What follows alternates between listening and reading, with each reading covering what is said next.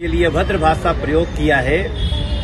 मैं मनोज तिवारी उसकी निंदा करता हूं और इसकी निंदा चोली बेचे चिराग पासवान यानी कि भोजपुरी इंडस्ट्री में इस गाने को लेकर बहुत ही ज़्यादा विवाद चल रहा है। ये गाना प्रमोद प्रेमी ने इस तथाकथित में गा दिया है कि इनको ये इतना भारी पड़ चुका है कि चिराग पासवान इनके पीछे हाथ धोके पड़ गए। उन्होंने बोल दिया है कि ऐसा गाने गाने से पहले तुमने एक बार सोचा तो होता, क्योंकि ये जातिवाद हो रहा है, क्योंकि तुमने लालू जी पसंद करे लिए ये गाना फिर क्यों आया, क्योंकि इस गाने से बहुत ही ज़्यादा परेशानियाँ बढ़ती जा रही हैं। और इसी बात पर हमारे बड़े भैया मनोज तिवारी ने बहुत ही करारा और बड़ा जवाब दिया है कि अगर भोजपुरी इंडस्ट्री नहीं चलानी है तो गाना छोड़ दो, लेकिन किसी नेता या किसी पर भी ये ऐसा गाना गाने की तुम्हें कोई अधिकार नहीं है। वहीं पर हम आप सबको बता दें कि उस पुलिस ने भी इस पर बड़ा एक्शन लिया और कहा है कि ये बहुत ही गलत किया है प्रमोद प्रेमी ने।